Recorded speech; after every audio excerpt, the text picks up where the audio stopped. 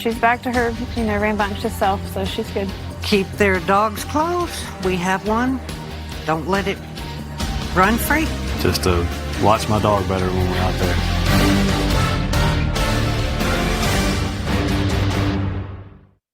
How would you feel if your injury case settled for $5,000 and later found out that your case was really worth $200,000? Not all lawyers are the same, and the insurance companies know it. Some lawyers are happy with tiny checks, but not Ken Nunn. Ken Nunn is a real Indiana fighter who always fights for the big check.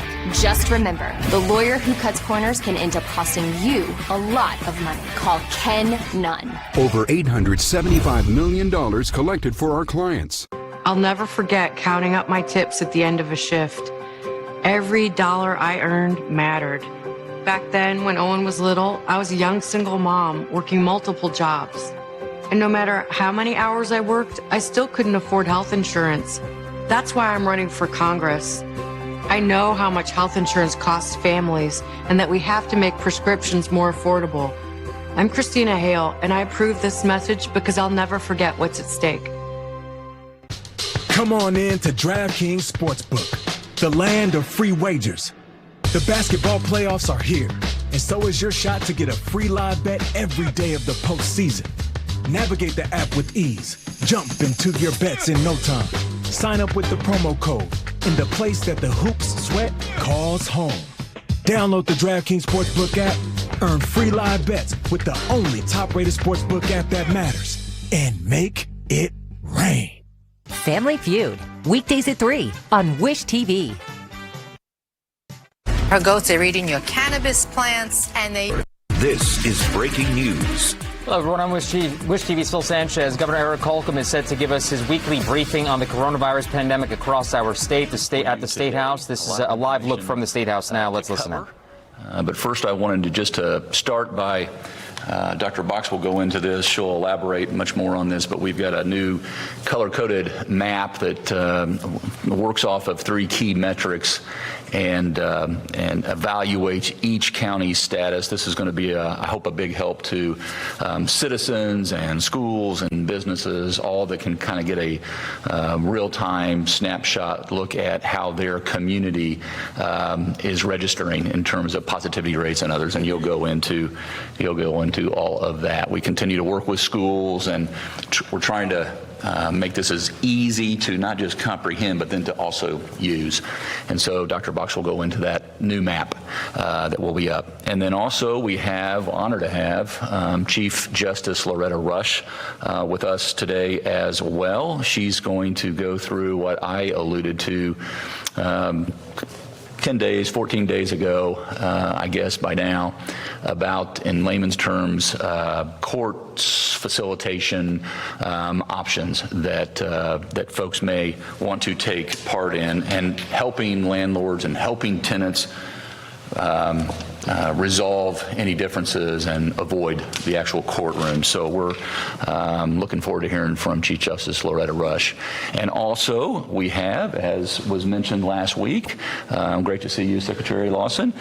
Connie Lawson is with us today, and she's going to update us all on how prepared we are for the election that is, I guess the end is November 3rd, Election Day, but we really start voting almost 28 days before that. So October 6th through November 3rd, so right around the corner, and she'll go over everything we are doing to make sure that your voice can be heard on or before Election Day. But first, I also wanted to address the actual day we find ourselves here today and the steps we'll be taking going forward. We're going to continue to remain in stage 4.5 on our Back on Track plan. We're going to continue with the mask mandate statewide for another 30 days. We're on one hand, we're pleased that we've been holding steady, kind of steady Eddie, Indiana here in terms of our positivity rate. We don't want that to trend up. We'd like to see it start to trend down even more so. But again, Dr. Box will go into everything that is factored into how we arrived at this decision, all the different input that goes into it. So with that, Dr. Box, if you would, please. Thanks, Governor Holcomb. Good afternoon, Hoosiers. Today we reported 971 additional cases of COVID-19 in Indiana, which brings our total to 89,359 total Hoosiers known to have COVID. We also saw 18 additional confirmed deaths. To date, 3,041 Hoosiers have died of COVID-19, and another 218 are believed to have died from this disease based on their clinical diagnosis. Currently, nearly 37% of ICU beds and more than 83% of ventilators are still available. About 12% of occupied ICU beds are housing patients who either have been diagnosed with COVID or have symptoms of COVID. Less than 3% of ventilators are being used by someone who has COVID or is suspected of having it. We also have seen more than 1 million Hoosiers tested for COVID-19, up from more than 934,000 a week ago. We also continue to look at the data that provide the foundation for our decision-making as part of our 4 guiding principles.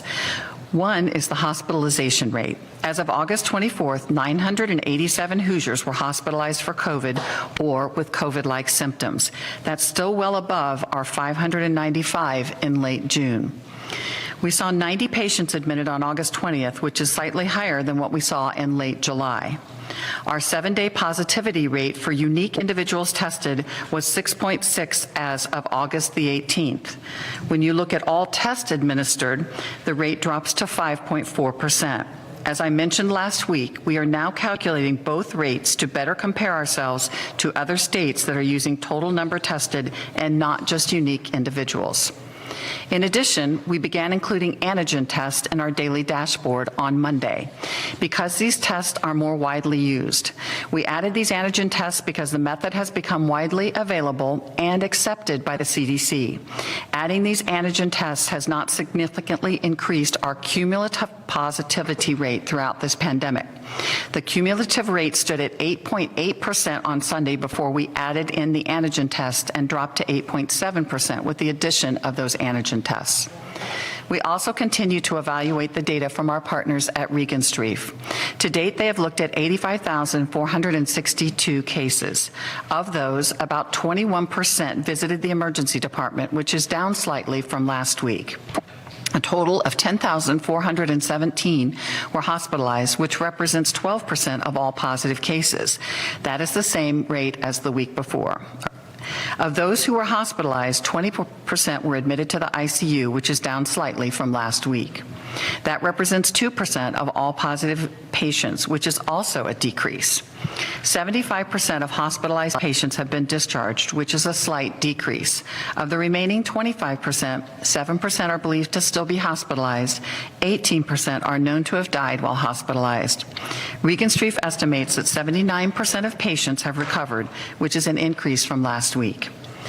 While we've been able to maintain stable ICU and ventilator capacity, our hospitalization numbers continue to fluctuate and run higher than what we saw in June, as I mentioned earlier.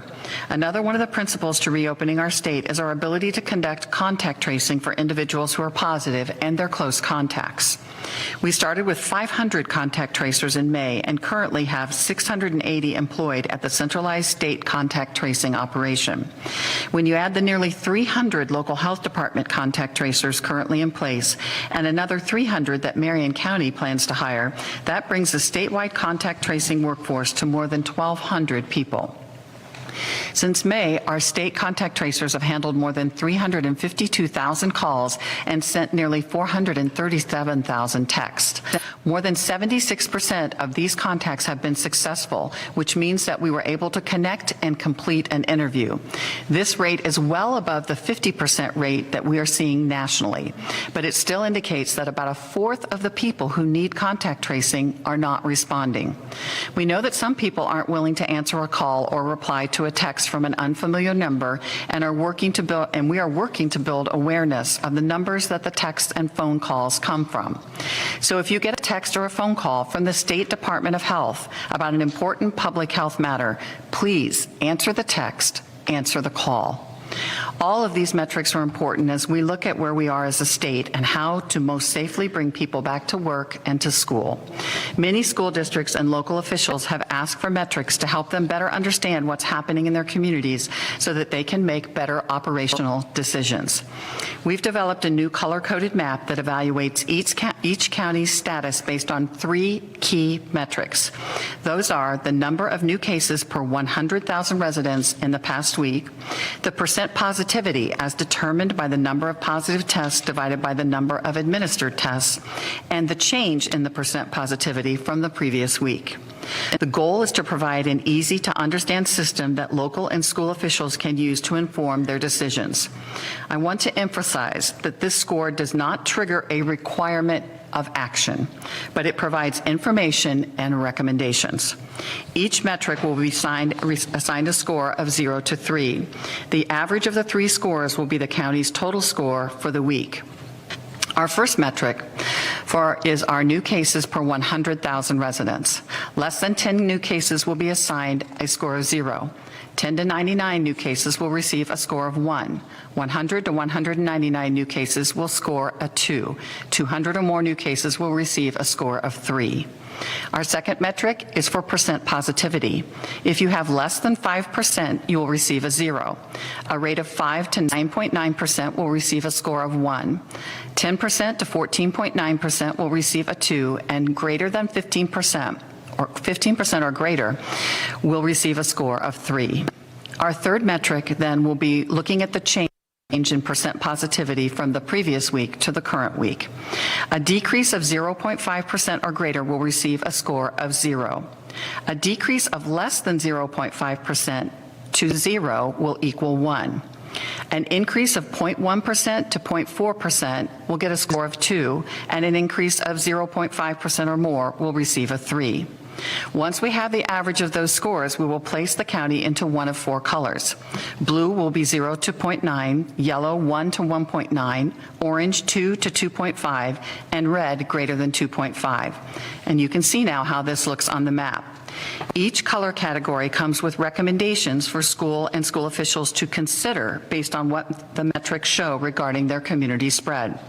Blue indicates minimal community spread. The recommendations would be that schools operate all grades in person, but limit activities where social distancing is not feasible. Extracurricular activities should follow state and local guidelines, including distancing and masks, and limit spectators, but limit activities where social distancing is not feasible. Extracurricular activities should follow state and local guidelines, including distancing and masks, and limit spectators. Outreach occurs to encourage at this time public to continue with their precautions. Yellow indicates there's a moderate community spread. The recommendations to consider here would be that schools continue all grades in person, but have increased vigilance with the social distancing, hand hygiene, and use of masks. There should be no assemblies or activities that occur if social distancing is not feasible. Schools should postpone or consider canceling extracurricular activities as warranted, and consider allowing parents or close family to be the only attendees at athletic events. And we should consider that it's important to work with the local health departments to determine if increased precautions and public outreach should begin to halt further spread. A county in orange would be experiencing moderate to high community spread. In this case, the recommendations include grade schools continue in person and that a hybrid learning approach be considered for middle and high school students. Consider having no assemblies or large group activities. Consider extracurricular activities are limited and have maybe just the competitors and the participants only, with no in-person attendees. We would also recommend that schools have discussions with their parents about limiting social events outside of school. We continue to see many of our cases associated with sleepovers and parties outside of school, but with school friends. We also recommend that county education leaders work with their local health department to consider implementing aggressive prevention efforts in schools and communities. Red counties are experiencing high community spread. For these counties, the recommendations to consider are that grade schools could remain in person, or you could consider hybrid if you can't social distance without that. And middle schools and high schools should consider virtual learning. No assemblies or large group activities should be considered or held. You should consider canceling extracurricular activities, and we would discourage social events. We would also again encourage county education leaders to work with their local health departments to consider implementing aggressive prevention efforts in schools and communities. All school systems are asked to make every effort to keep one school building open, even during high community spread, so that we can assist those students who need remote learning, who need to be ensured of a safe environment, and to provide food security. To better understand how this all comes together, let me show you a couple of counties. First, let's look at Davies County, which is in the red and has an average score of 3. This score is based off of 243 new cases per 100,000 individuals in this past week. Also, their current positivity rate was 18.4%, and that was, again, total test over total test administered. They had an increase in their percent positivity of 9.3%. All three of these metrics earned a score of 3. So if you add those together and divide them by 3, that's how you come up with 3, which places them in red. Now, our State Department of Health has been working with our local health officers and local health departments in both Davies and Martin County because both of them appear in red. We know that in Davies County that there was a large outbreak in a church there that had to be closed, and that there are several businesses that have many cases that they are also working with. We know that these individuals have asked for more testing, and so the State Department of Health will actually be there on Thursday or Friday this week from 8 a.m. until 6 p.m. and we'll be running a drive-through testing there for all individuals. The site chosen is in Davies County, but it's very close to the Martin County line. I also want to talk about Adams County, which has been very successful. They had been in orange and red due to an outbreak there associated with an establishment that had to be closed and the need to reaffirm the wearing of masks in their county. But now their situation is improving and they are in blue with a score of 0.7. That score reflects 53 new positive cases, which earned a score of 1, a current positivity rate of 8.1%, which also scored a 1, and a significant decline in their positivity rate, which received a score of 0. What I want to emphasize is that these metrics change. A county that's in red today won't necessarily stay there if people take the right steps and contact tracing is successful. And a county that is in blue today can easily change colors if people ignore social distancing, refuse to wear their masks, and continue to go to work or school if they're symptomatic or close contacts. The best way to get counties into blue and to keep them there is for every Hoosier to make the choice to protect others. Thank you. Thank you, Dr. Box. Very thorough.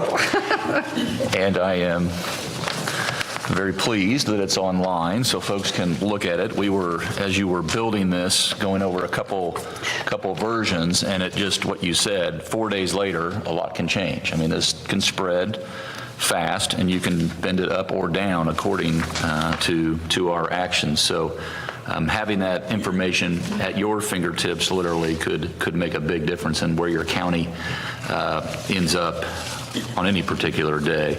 And just to go over, I mean, you went in depth, but thinking about where we were, that statewide positivity rate, back in June, mid-June, we were at 4.4%. In July, we were at 7.6%. And then August, 7.3%. So it's fluctuating. 6.6% August 19th. So we'd like to get this down under Definitely working the trend down, and we want to get down to 5 or below for sure. And again, I mean, when you look at the map that was just the slide that was just put up, I mean, you want the whole state to be blue. So we've made a lot of progress in 4 days, but clearly our work is yet to be done. I think the interesting thing about the map, sir, is that as we work with the local health officers and health departments in the counties that are orange or red, many of them say to us that individuals in their community just don't believe in the mask mandate, right. So they don't wear their masks. But this works. I mean, this is... Hopefully. proof positive that we need to be doing. There's certain things that we just need to be doing, and that's what you just are ticked off, and that's, the masks are key, physical distancing, managing our way through this, good hygiene, all those things add up to put you in a very strong position, and then we can continue to see more people go back to work and go back to school. And when you go from a 15 or 17.5 unemployment rate just a couple months ago to a 7.8% unemployment rate, we're clearly trending the right way in terms of our livelihoods, and we're finding the safe ways to go back online or back to work or back to school, proving it can be done. The key is going to be to do it safely. And consistently. And consistently. And when we see other states around the country who have clamped down even more so, shut down even more so, and driven that positivity rate down, we don't want to return to those hunker down, shelter in place, stay at home 100%. We want to continue to drive that unemployment number down. Obviously, it's not just good for our private sector, but what our private sector can then do for our social services as well. So thank you. We're going live. We'll see the map live on next Wednesday. Okay. So what's going to happen, sir, is that every week, as of Sunday night, we will have the data. We'll do all the calculations and the colors on Monday. That'll give us time on Tuesday to reach out to local health departments and officers and counties and work with them as to where their colors are, and we'll post that on Wednesday. So next Wednesday. Well, I'm going to keep both of these. I can get you copies, sir. I'm going to compare costs, so to speak. With that, again, as I said, it's an honor to have Chief Justice Rush with us today, and she's going to go over some of the progress that the court has made. We talked about a few weeks ago, and the facilitation program that you have between landlords and tenants, if you would. Great. Thank you, Governor Holcomb. Appreciate you having me here. I'm going to start off with a little bit about courts in Indiana and what's happened during the pandemic. Judicial branch has been open. We have followed the guidance of the CDC and the Indiana State Department of Health, and thank you, Dr. Box. You've been very helpful in reviewing a lot of court plans and appropriate protocols and precautions. We've had an expanded use of technology and adoption of new practices by lawyers, judges, and court staff to keep proceedings going. Courts around the state now are further expanding their operations, and we are safely accommodating jury trials. So jury trials are happening around the state. And I just talked to Dr. Sullivan. She said she got a jury request. So to allow, our Constitution says courts shall be open. So to allow public access to the court safely, we are live streaming. Many counties are live streaming their proceedings on a platform that are on the Indiana Supreme Court website. And you know what? Viewership is up right now. People are watching their court hearings. So you can go on the website and see court hearings around the state. So court emergency plans, pandemic resources for judges, lawyers, and court customers are all available online at courts.in.gov/COVID. But the main reason I'm here to talk to you today is about an opportunity. There's one area that we see a high number of cases that need to be addressed both safely and effectively in a manner that is fair to both landlords and tenants, and that's evictions. These disputes carry high stakes for both parties. Until now, the only way to resolve them was to go to court, pay a filing fee, maybe hire a lawyer, take time off work. But today, I'm announcing the Indiana Supreme Court launched a program to afford landlords and tenants the opportunity to work out a potential dispute with a neutral facilitator. This program is available at no cost to either party to initiate before a case is filed, or if the case has already been filed once the moratorium ended, it can be during the case. The landlord and tenant, and you'll see the website up on the slide, the landlord tenant simply goes to the Indiana Supreme Court Fast Track Facilitation Portal and completes a form. Our staff will ensure both parties consent. Both parties have to agree to the facilitation and refer the matter to a trained facilitator who will schedule a remote settlement conference. So we're providing licenses to the facilitators. It can either be done by phone or it can be done by Zoom. If the courts reach an agreement, the facilitator will put it in writing and provide copies to each, and if necessary to the court if there's a court proceeding pending. Again, there's no cost to either party. Possibilities include negotiated payment plans, back payments, could be move-out dates, again, without legal costs and also the stigma that comes along with having an eviction. I'd remind everyone that in 2009, we started a mortgage foreclosure trial court assistance program. That facilitation is in place, so there's facilitation for not only evictions, but also for foreclosures. I want to thank the Indiana Bar Foundation, the governor, many of the bar associations around the state, our law schools have pitched in on this to promote and endorse this endeavor. We had a very hard-working task force, which included representatives from tenants, representing tenants and landlords and law schools that helped put this together in this short period of time. And finally, this program would not be available unless we had registered mediators, so we've only had it up and running for a couple days, and we already have over 130 facilitators. These are senior judges, registered mediators, and great lawyers from all over the state. So we really thank them for their civic spirit, their willingness to help. This program is ready to go. They're actually facilitators, not mediators. The facilitators will all have training. They will be paid we're using some CARES money that we graciously got from the governor's office, the Indiana Bar Foundation, and some other resources to pay for the facilitators. So thank you for letting me describe this program. We are very enthused about it. And again, Dr. Sullivan said the number one call she's getting at 211 right now are people concerned about evictions, and we want to be part of the solution. Thank you very much. Thank you, as always. And you're able to stay with us, right, if we have any follow-up questions? For a while, yeah. We'll stay on schedule. Also, we have someone else who's been very, very busy. You've got a lot on your plate with PPE and mail-in ballots and different ways to vote early. It's cyber threats and security, poll workers, et cetera, et cetera, et cetera. You want to just take a deep dive into all that's going on in your world? I would love to. Thank you. Thank you, Governor.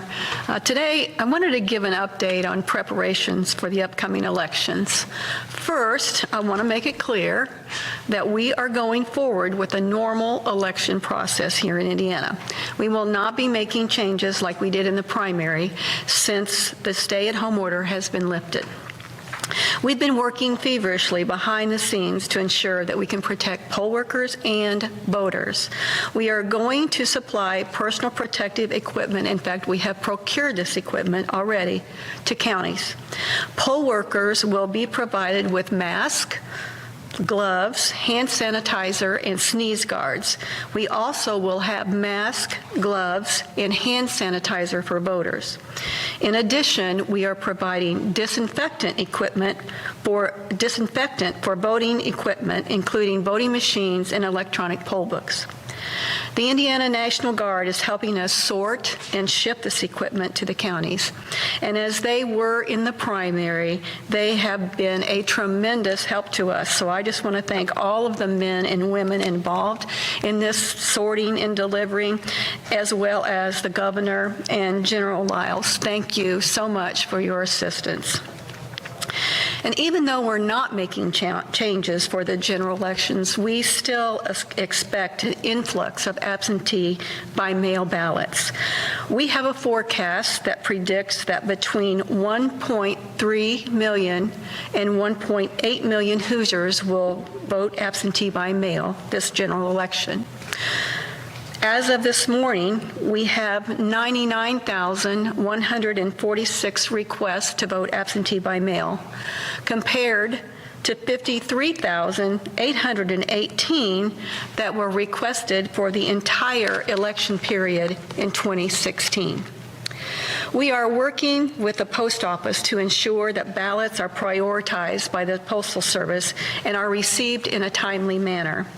The post office is helping counties design envelopes so mail sorters and carriers can easily identify election mail and prioritize its delivery to voters and to the counties when a voter returns a ballot. You know, I heard the postmaster say when testifying before Congress that in order for the post office to timely deliver and process ballots, they need them to be requested at least 15 days in advance of the election. And if a voter returns them by mail, they need that ballot to be in the mail at least 7 days in advance of the election. That means, and I agree this is not Indiana law, but this is what you can do to help the post office deliver ballots in a timely manner.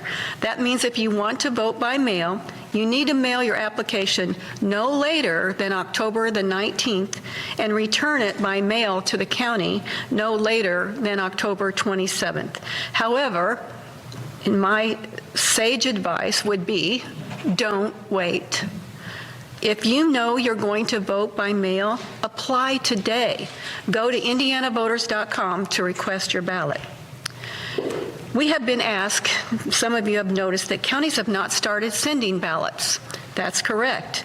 And that's because we have to wait until the candidates for president are certified. As you know, Democrat National Committee had their convention last week, and the Republican National Committee is having their convention this week. So once that is complete, counties will finalize their ballots, print them, and begin mailing. Likely you might receive, if you request your ballot today, you could look for your ballot or your application to come by mid-September. I'm sorry, your ballot to come by mid-September. I've been getting several questions as well in regards to who can vote by mail in Indiana. In Indiana, you can vote absentee by mail if you meet one of the listed 11 reasons, and these reasons include, but are not limited to, you might be working all day on election day, or you might be out of town all day on election day, or you might be at least 65 years of age or older. However, these reasons do not specifically specify COVID-19. There is an exception for those who will be confined due to illness or injury. I've had a lot of questions on whether this qualifies someone who is afraid of getting COVID-19 at the polls. If you're confined to your home because you have a condition that puts you at high risk and you are self-isolating, you may qualify to vote absentee by mail. But if you're still going to the grocery store and running other errands, you're not confined to your home. I want to take this moment to point out that recent traffic patterns show a return to near normal for Hoosiers. We know that Hoosiers are returning to their normal activities. And also, if you don't qualify to vote absentee by mail and you don't want to go to the polls on election day, you still have options. Indiana has one of the longest early voting periods in the country. We allow anyone to vote early in person beginning 28 days prior to the election. This year, early voting starts October the 6th. You don't need an excuse. Simply go to an early voting location in your county and cast your ballot. And my advice again would be, if you're worried about getting caught in a long line on election day, vote closer to that October the 6th opening of early voting rather than waiting till the close of early voting, which is on noon, November the 2nd. All counties are required to provide early voting options for 28 days prior to the election. And in almost every county, you may vote at your county clerk's office. Many counties have additional locations. Counties are required to be open the 2 Saturdays prior to Election Day for early voting as well. This is 4 weeks of voting opportunities. Take advantage of it, and if you aren't sure where you can go vote, go to indianavoters.com to find voting locations and hours in your county. And while you are there, make sure you're registered to vote. The deadline to register is October the 5th. My team and I, along with county election officials across the state, have been preparing for Election Day for months, but we need your help. It takes an army of volunteers to run elections, and we need you to sign up to be a poll worker or to count absentee ballots. Our democracy depends on Hoosiers like you taking the initiative to play an active role. Plus, it could be a paid position. You can earn up to $200 for your service, depending on your county. The qualifications to be a poll worker are simple. You need to be a registered voter in the county where you wish to volunteer, and you have to be at least 18 years of age. However, there is one exception. 16 and 17-year-olds are allowed to work the polls with permission. And in Marion County, where we have the greatest need for additional poll workers and absentee ballot counters, you are not required to live in the county to be an absentee ballot counter. So for an example, if you live in my county, Hendricks, and you could be an absentee ballot counter in Marion County. And if you can work the polls, please reach out to your county election administrator or local Democrat or Republican Party today. You don't need to be an election expert. Counties provide training to poll workers prior to each election, so there's still plenty of time to learn the process and become a vital part of our democracy. We are also reaching out to organizations like the Bar Association, the CPA Society, and the Realtors to ask their members to work the polls. If you have an organization that would like to work with us to recruit poll workers, please reach out to my office and let us know. The need for poll workers is critical, so we will begin airing ads also for poll workers asking them to volunteer. I also want to take this opportunity to give voters an update on how we are securing elections from cyber threats. First, let me say, voting machines are not connected to the internet. However, in 2016, the Arizona and Illinois statewide voter registration systems were compromised. The hackers got into these systems through phishing emails, which are emails that get people to click on links or attachments. And if someone clicks on the wrong link or attachment, it enables the hacker to access their computer. There's no evidence that any data was manipulated in 2016, but we cannot allow unauthorized access to these systems. To ensure the safety and security of Indiana's system, we have contracted with a world-renowned company. They are providing an intrusion detection system that prevents hackers from gaining access to our systems. We have used federal funding to put these detection systems on not only state computers that access the statewide voter registration system, but on all county computers throughout the state. We know this is critical because it was county users that unfortunately clicked on the wrong link and allowed hackers to access the Illinois and Arizona databases.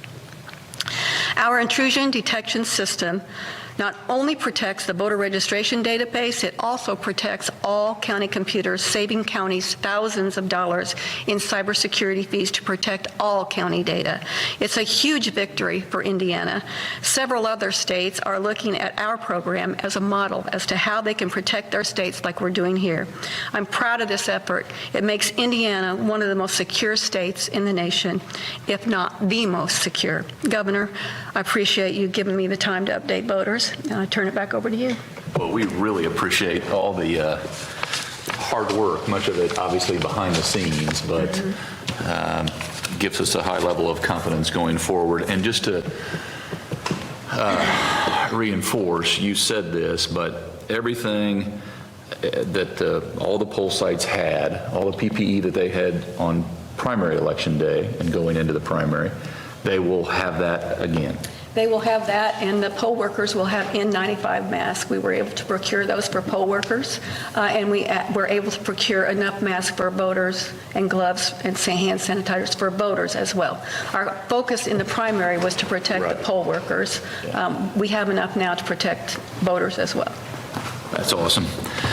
Thank you. So obviously, it's been somewhat of an unprecedented historic year, and no better year than to volunteer and to do your civic duty, whether it's as a mediation facilitator or as a poll worker. This is, as you both said, civic duty. And we're all in this together. So we'll get through it safely together, too. We have the resources and the means to do so. But if you have an interest in volunteering, we want to get you plugged in. And with that, Shelby, we'll go right to the Q&A. Eric Berman, WIBC. Good afternoon, Eric. Good afternoon, Governor. I have a question for you and a question for Dr. Bucks, both on the subject of the thresholds that we're looking at as we go through the stages. First, my question for you is there a specific threshold that you want to reach on our various metrics before loosening either the mask mandate or stage 4.5, or failing that, is there an amount of time where you need to see just the general downward trend? Yeah, and that probably will run right into your answer as well. But there's not, Eric, but that is the million-dollar question, and that would certainly make it easier on everyone if there was one single source of input or data or information where you could say, if below 5%. I mean, I honed in on that in my remarks, informal as they were, as one of the thresholds, but you can't just pull out one piece of the information without understanding how everything else is affected or affecting that rate. You want to, before he gets to his second, you want to just...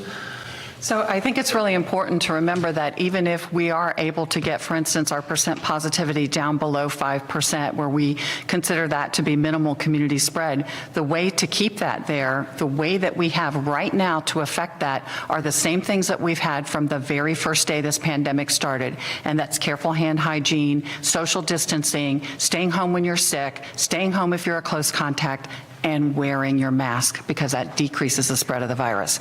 So that's my answer. Yeah, and Eric, maybe even more important that, when we stayed home, we started to drive the number down. Now, we don't want to stay home, so that means you have to do other things as well.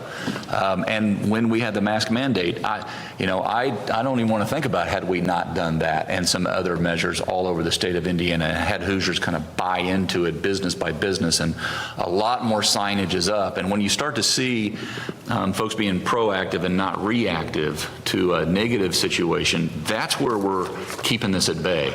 And so that's why we don't want to be tethered to any one indicator, because we also have to assume what's happening one county over. You mentioned Martin and Davies, or it could be the donut counties here in central Indiana or the region. How is it bleeding over county lines and with that traffic? And so, no, it's not one thing. It's got to do with resources on hand to be able to care for those who need it, where they need it, when they need it, how quickly we can get it there, and bring more resources online. Your second question? Yeah, the second question, and related to that, probably more for Dr. Box. That's been what both of you have said for quite some time, that there's not a single threshold, and yet we're unveiling this new scoring system, which, while it's a recommendation, is definitely setting thresholds. What prompts that change in the approach? The multitude of individuals that have asked for guidance and recommendations. I would say also that these specific metrics are part of metrics from the CDC and HHS, and that's why we've chosen these. And this is a way for counties to start to see where they are in comparison to other counties, to see why they may be having the number of cases that they're having, and to have a concept or an idea of what they might be able to do to affect change there. It also is a good way to say, hey, we're kind of creeping up from, the higher number in the blue to now we're in the yellow, and, maybe we're in the higher number of yellow, and we don't want to get into the orange and the red. So what can we do to make a change, affect a change? So it is a week by week look for counties and elected officials, public health, and really Hoosiers all over the state to keep track of. Yeah, and Eric, I would just say we'll continue to not only react to, but solicit local input. We want this to be the easiest, in its easiest format to digest and then use as a tool in your local toolbox. And so as we continue to hear and work with, this is just another step in trying to present information in a format that can be easily referenced and then hopefully used and followed. Sarah Cooper, WNIN. Sarah, good afternoon. Hi, thanks for taking my question. This is kind of a throwback question.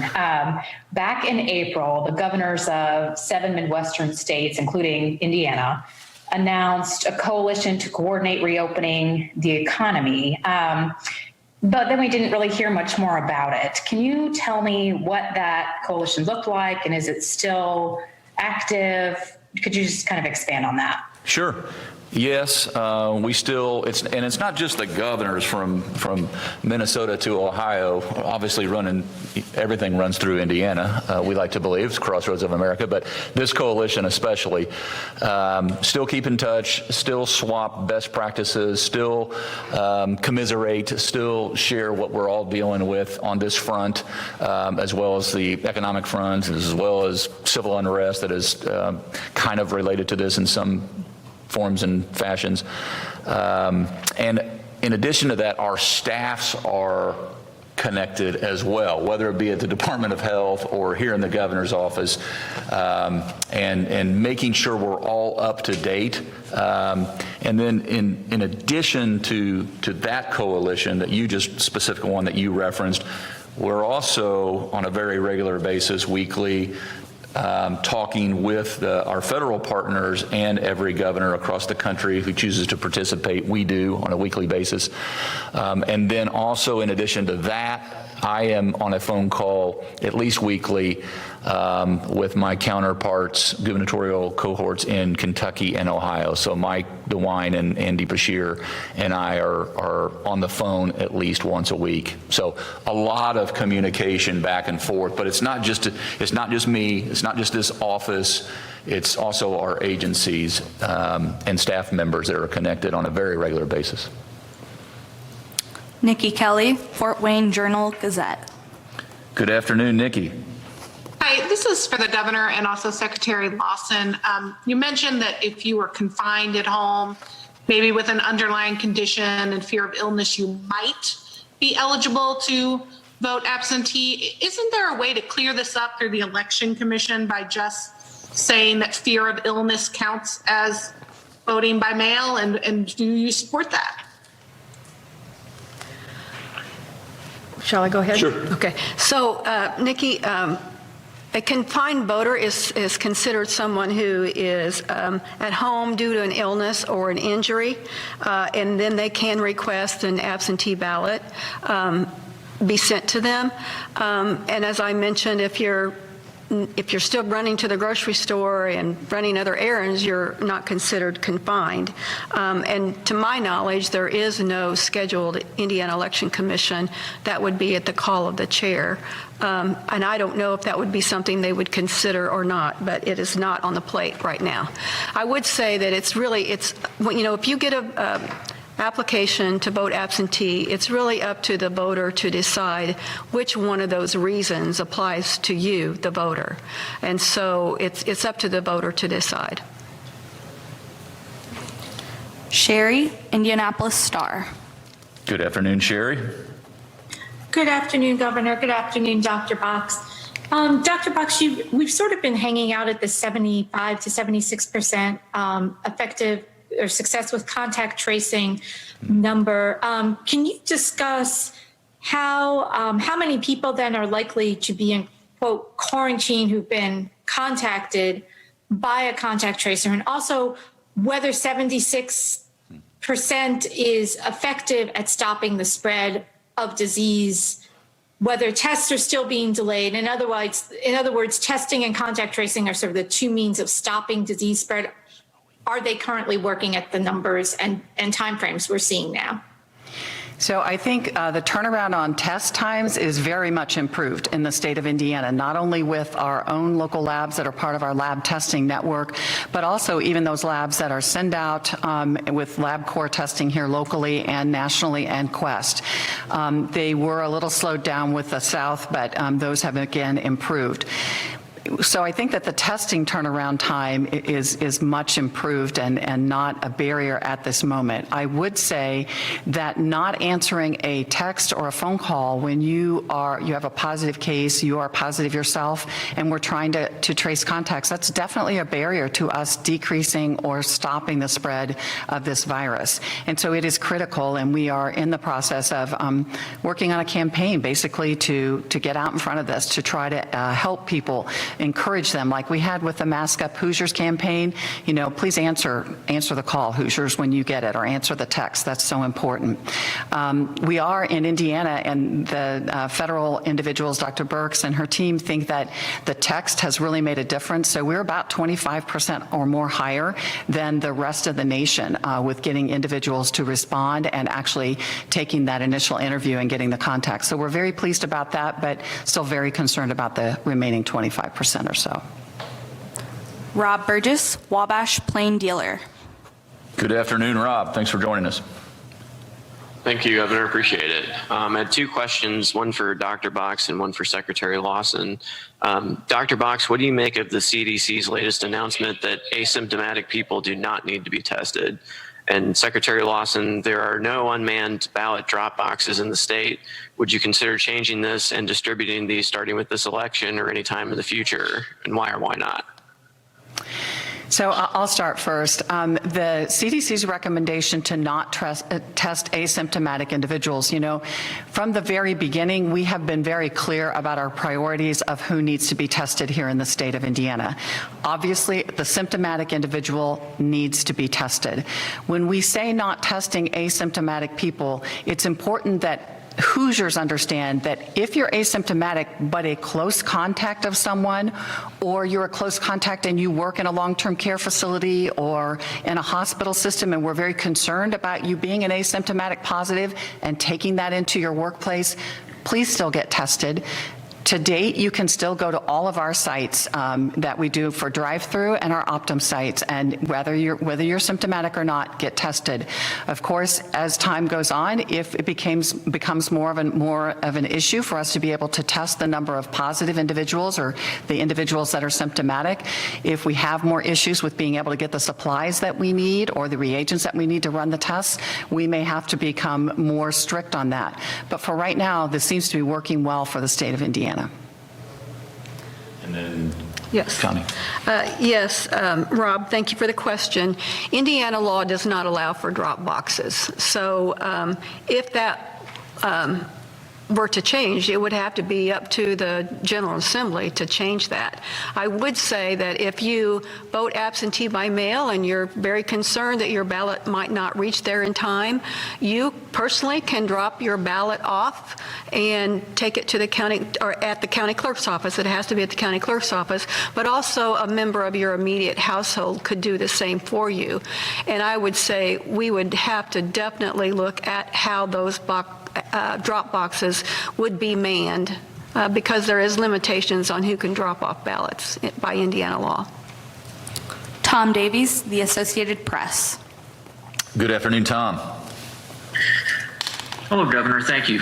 What more will the state be doing to get people to follow the mask mandate since those major metrics that you've talked about on deaths and hospitalizations haven't really gone down in the past month, and there's still many instances we see of risky behavior? Yeah, I mean, this will be a work in progress. Our work will never be done until we're on the other side of COVID-19 or any, as long as it's as as infectious as it is, we're going to continue to have to educate and work with locals and encourage more signage and lead by example, and the list just goes on and on and on. But I mean, there are some folks who don't believe it helps. I would disagree and offer science as the counter argument to that. But then we've just got to encourage one another. And what sets us back is when we're constantly reacting. I like to play offense. I mean, maybe it's just the basketballer in me, but we have to play offense and defense in this scenario. And we see it does work. I mean, you talk about, overall, but again, I shudder to think about where we'd be had we just said, come what may. We're just going to continue to act like this isn't an infectious virus that's spreading through airborne droplets. So what are we going to do to slow the spread? Sherry mentioned stopping the spread. I'm interested in, yes, stopping the spread, but I'm also interested in slowing the spread so we can manage our way through it. And that's what we're doing right now, keeping it below 9%, 10%, 8%, depending on the week. You want to add anything else that we could? Well, I would just say that, we are more open than a lot of states. And when you look around, we've got kids back in school now for several weeks. We've got businesses back functioning. We've got universities that are back. And it's not that we haven't had more cases, but we certainly, when you look at our percent positivity, have continued to tick down rather than up. So, and if you look at specific counties that are having issues, many of them are the first to admit that the mask mandate is just not being used there. So I think that other things that we can do as Hoosiers is if we go into an establishment or a retail place where they're not wearing masks, or they don't ask their individuals that are there shopping or eating or doing whatever to wear masks, they're not social distancing, maybe choose to take your business elsewhere, not only to protect yourself, but others that are there. Brock Turner, WFIU. Hello, Brock. Hello, Governor. Just a couple of questions here, one for Dr. Box and then one for Secretary Lawson. We'll start with Dr. Box. I know you mentioned sort of how the state has ratcheted up hiring for contact tracers. Do you still feel like there's a need for more of them? Or do you think the numbers are sufficient? Because I know it does get harder to contact trace and maybe it takes longer as people are going out and traveling more and maybe being in schools. We are very data driven at the state level to determine how many we need for the centralized contact tracing based on, whether there's any wait for calls to be answered or text to be sent out. So we are really driving the numbers based on the data that we get back. Many of our local health departments, as you know, are working overtime to try to assist with contact tracing and to really be the boots on the ground to not only help schools, which is a daily process for them, but to also help institutes of higher education if they're in their communities, to work with us and our strike teams when we go out to different industries and long-term care facilities. So certainly they may be increasing their workforce at the same time. Okay, thank you. And then for Secretary Lawson, I know that your office has insisted really throughout this pandemic that the elections will continue on as normal, with as close to normal as possible with PPE and whatnot. But do you think that's sort of contributed to the shortage of poll workers at all? And then is the poll worker shortage greater this year than it has been in years past? Well, counties have always had issues recruiting poll workers, and I think the issue has been over time that our poll workers are aging. And so, of course, this year has been a little more difficult because if you're an aging poll worker, you're over 65, even if you don't have an underlying condition, you're at high risk. And so, I think it's, in a way, it's a blessing. Maybe we can recruit some other folks who are interested in, who are younger and are interested in helping us out and learning how to be a poll worker and then continuing to be that poll worker, because our poll workers have traditionally been over 65 and certainly very close to 70, some of them even 80. So we need to recruit a younger group of people. But I would say, from what we're hearing from the clerks, it's better. They're recruiting more people and getting more confirmations for this general election than they were in the primary. Kayla Sullivan, Fox 59. Afternoon, Kayla. Good afternoon, Governor. I have two questions. One, what's your message to Hoosiers who are frustrated by the mask mandate and don't believe the plateau you're seeing is enough to justify another 30 days of masking up? Well, I mean, I can understand their frustration. I'd like it to go away as well. They share a frustration that I think folks are feeling in 49 other states and territories and nations all over the world. And what we have to deal with reality, and that is what is for example, our positivity rate. How fast is it spreading? Is it spreading in fraternity houses? Is it spreading in church services? Is it spreading at work? Is it spreading at home? Is it spreading when we let our guard down? We just have to deal with reality. And the sooner we deal with reality, all of us, all 92 counties, every citizen, as soon as you look at this through the eyes of not just protecting yourself, but who you're around, unknowingly spreading it. That's why playing defense is so important in this. Then the sooner the state of Indiana will bend that positivity rate down. I mentioned, as you said, plateauing. We want it bent down. We want to drive it down under 5. So we can get more people even back to work, or those capacity levels. But we can't do that while it's still roaming around, in the hills and hollers of the state of Indiana, in rural counties, in suburban areas, and in urban areas. So it's not just what this map shows you and changes is it moves around and it adjusts according to how we adjust. You want to pile on? I think you gave an excellent, description of it. I know it's frustrating, but reality is reality, and we have to do what we can do as Hoosiers. to decrease the spread of this virus until we have a vaccine that's highly effective and people are vaccinated, or medications that we could potentially treat this virus with. And we don't have either right now. So for right now, we have to deal with where we are. Yeah, and I would say, look, we've had a number of encouraging signs, and you know, I've mentioned positivity rate a couple times, but when you look at the number of jobs that are private sector jobs that are going back online, folks going back to work, we're proving, because of the ingenuity of folks in the private sector, they're proving that they're nimble and they can adapt and they can increase worker safety and security in this new normal that we find ourselves in, and that increases consumer confidence, and it's a positive cycle. And so when you go in somewhere and you recognize, that's the Hoosier hospitality pledge and promise. That's what that's all about, is sharing what we're all doing to get through this together. And that's going to increase confidence. That'll increase us all getting back to work while we're managing that number or driving that positivity rate down. Excellent. And my second question is, how close are we to technology allowing voters to see how long lines are at each polling location? Is it possible to have this ready for the general election? Well, Kayla, that's an interesting concept. I will tell you, actually, there was an IT person in Vanderburgh County that developed a system where a voter in Vanderburgh County could get on the app and determine where the longest lines were so that they could avoid those long lines.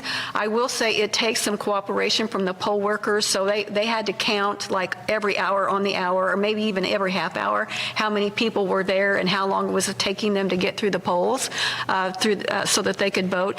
So I think it's possible. I would call on, entrepreneurial IT people to help us develop that app. Thank you for joining today's briefing. Governor Holcomb's next briefing will be next. All right, there you have it. You've been listening to Governor Eric Holcomb giving us his weekly update on the coronavirus pandemic across our state. The biggest piece of news coming out of that is that the mask mandate will now be in effect for another 30 days. It was set to expire at 11:59 tonight. We'll have much more on this breaking news coming up at 5 and 6 and online at wishtv.com. Our Bobapedic is much more than just another